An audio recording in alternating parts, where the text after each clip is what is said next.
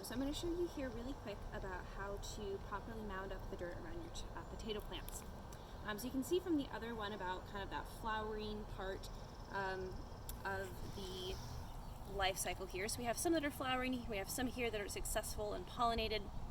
And this is a really crucial time if you want big potatoes to make sure that you're properly mounding up the dirt around them. Otherwise they will get green, they will get small, and that's not really good. Sometimes you can even look around the plant. I don't think any of these have any that are exposed right now, but you actually see small potatoes that are outside of the dirt area, and those aren't going to be very tasty. So what we're seeing here is this one here has been mounded up pretty good.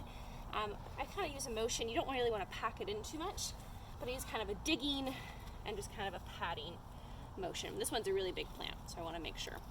Like I said in my other videos, when they're flowering, you can actually pull them now to get those kind of small fingerling spring potatoes, or you can wait until the plant looks like it's completely dead, and then you pull it on up, you use that pitchfork, really nice and gentle, and that's when you can get those large potatoes. So here, I'm going to show how to mound up this guy here.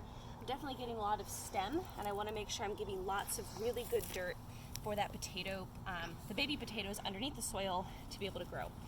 So what I'm doing here is I'm kind of taking these large clumps and I'm just kind of sprinkling them around.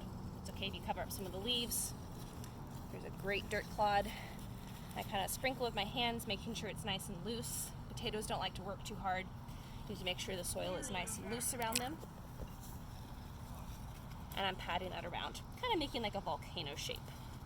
I started these off actually in a ditch, which was helpful because if you see on the previous videos, we dug a ditch, planted them in there, and then it's an easy way to start mounding. I'll go over to this next one here, taking dirt from outside, sprinkling, and just kind of mounding that around the potato plant. I like to even cover up that first set of leaves just to make sure I'm really giving lots of space.